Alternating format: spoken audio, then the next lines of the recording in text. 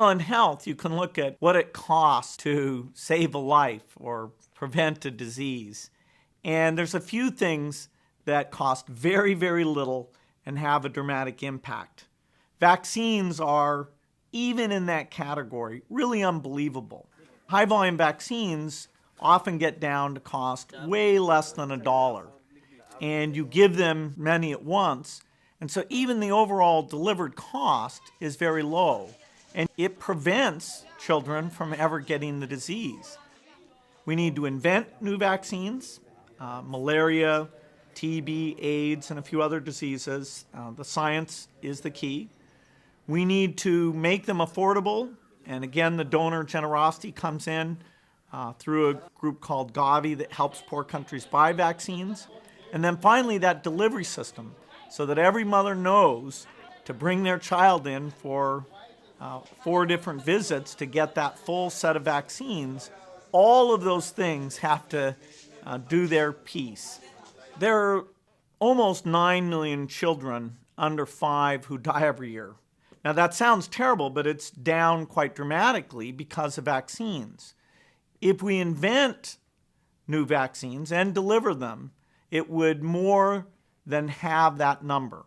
So we'd get down below 4 million just by doing our job on vaccines. And that's very doable.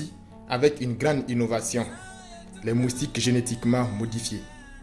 Après la mobilisation Maus de 2015, qui nous a permis de mettre Monsanto en veille, Monsanto qui a suspendu la production du coton BT, nous sommes toujours dans l'état de veille. Seulement, nous nous sommes rendus compte qu'en réalité, Monsanto n'est pas totalement parti, mais il est toujours tapis dans l'ombre. Nous sommes au courant qu'il y a des expériences de niébé BT en milieu confiné. Ils sont en train de modifier génétiquement le haricot national pour le mettre en champ les années à venir. Là, nous trouvons que c'est scandaleux parce que le haricot est une légumineuse fortement consommée par nos populations. Ce sont des protéines végétales que nous adorons.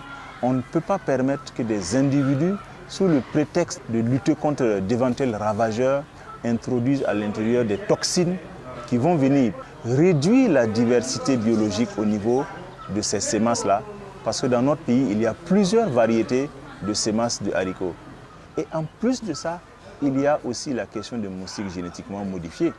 Un projet sous le nom de Target Malaria, financé par la fondation Bill Gates et autres, ambition de modifier génétiquement les moustiques sous le prétexte de lutter contre le paludisme.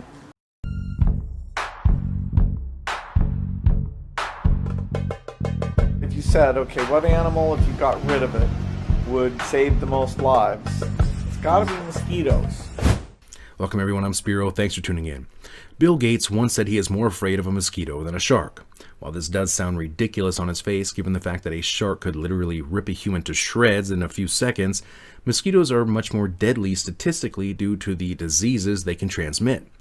Actually, mosquitoes are considered to be the most deadly animal in the world, despite the fact that they're an insect, with roughly 1 million deaths attributed to mosquito bites every year, give or take.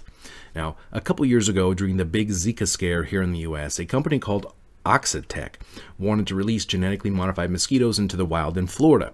This was part of a campaign funded by Bill Gates to reduce the population of mosquitoes by essentially sterilizing the male mosquitoes so they could not reproduce with the female mosquitoes, thus crashing the population of mosquitoes, right? Now, the idea of population control is not new, as you can see. And in fact, it's a very popular idea in some circles, primarily amongst eugenicists. This is an ideology that Bill Gates has suggested, at the very least, be carried out on the human population through new vaccines, healthcare, and reproductive services. This equation has 4 factors, a little bit of multiplication. So you've got a thing on the left, CO2, that you want to get to 0. And that's going to be based on the number of people, the services each person's using on average, the energy on average for each service, and the CO2 being put out per unit of energy. So let's look at each one of these and see how we can get this down to 0. Probably one of these numbers is going to have to get pretty near to 0. That's back from high school algebra, but let's take a look. First, we've got population. The world today has 6.8 billion people. That's headed up to about 9 billion. Now, if we do a really great job on new vaccines, healthcare, reproductive health services, we could lower that by perhaps 10 or 15%. And now, over the last few years, Gates has been openly funding population control campaigns, but in this case, mosquitoes are the target. And of course, it's always to benefit mankind and eradicate mosquito transmissible diseases, right? Everybody hates mosquitoes, so yeah, okay, why not, right? Now, to make a long story short, the 2018 campaign was met with fierce resistance from locals in Florida because, they didn't want or like the idea of genetically modified mosquitoes being let loose in their neighborhoods. And to be honest with you, I can't say that I blame them. Now, ultimately, the GM mosquitoes were released in some other countries in South America and a few other places. And later, they were eventually even let loose in some areas of Florida. And now, despite all the public outrage, and now Oxitec, which has received over $7 million from the Bill and Melinda Gates Foundation, is at it again. And this time, they have received authorization from the EPA under an experimental use permit to release millions of genetically modified mosquitoes in Florida and Texas. Now, this seems like the perfect time to conduct an experiment on not only mosquitoes, but also the environment and the human population itself, due to the fact that the Environmental Protection Agency, the EPA, issued sweeping suspension of its enforcement of environmental laws back in March of this year, telling companies that they would not need to meet environmental standards during the coronavirus outbreak.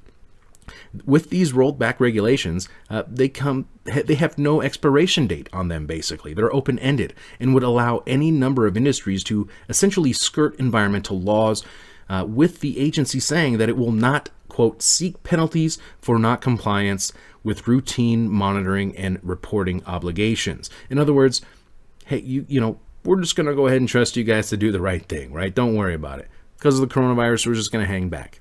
Now, while many people may be unaware of this program due to, well, let's say you might be out of a job, or the economy is failing, the country's in flames, the media is nonstop promoting this fear porn of the virus, and now we have massive civil unrest all over this country, and it's spreading to other countries. So, if you haven't heard about this, I can't say I blame you.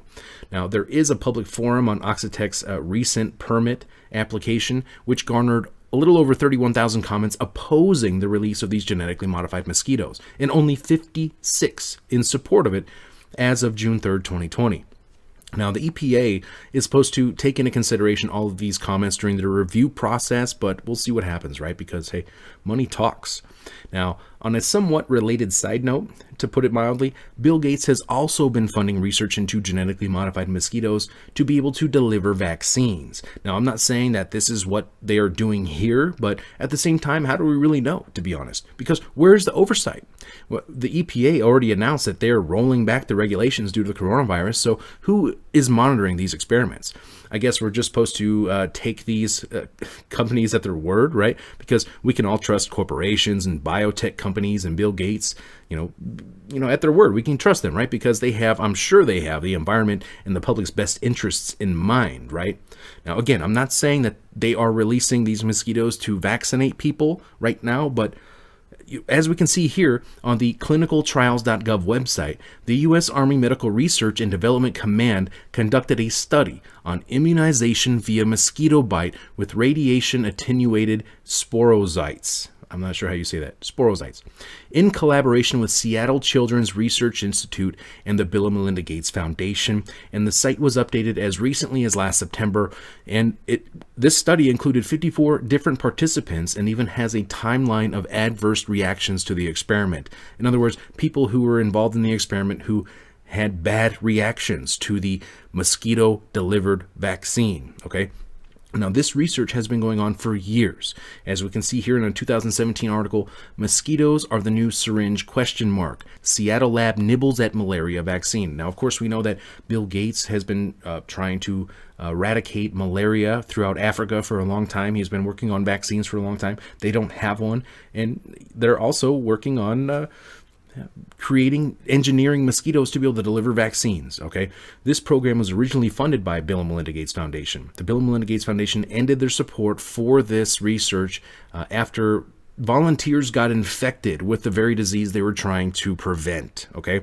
But the Department of Defense paid for the most recent trial, and the National Institute of Health funded the next one, and that is according to this 2017 report. So, who knows what's happened since then. This is just the very surface here of this rabbit hole.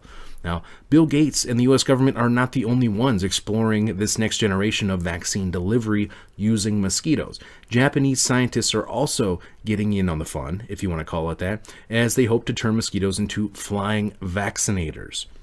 So, how do you get around the vaccine hesitant or the anti-vaxxers, right? Bill Gates has openly stated time and time again he wants to vaccinate nearly everyone on the planet. We know that there's been much resistance to this. Myself, personally, I don't consider myself to be anti-vax, but you know what? My immune system's working just fine, and I don't need any shots, to boost my immune system. We've seen the clips where Bill Gates admits that injections into the bloodstream, directly into the bloodstream, go around your immune system, right? It doesn't necessarily help your immune system. So there's a lot of questions into this. I'm no expert. I'm no virologist or vaccine expert. So, but at the same time, they are working on developing and engineering mosquitoes to be able to indiscriminately vaccinate and inoculate the general public. Your body isn't well defended against foreign things being stuck directly into your blood. It's a very efficient way around the human immune system. Now, many would consider this to be conspiracy theory, despite the fact that Gates has the means and the motive and has already spent millions of dollars developing genetically modified mosquitoes to deliver vaccines. Now, malaria is, of course, transmitted by mosquitoes. I brought some here so you could experience this. We'll let those roam around the auditorium a little bit. There. There's no reason only poor people should have the experience.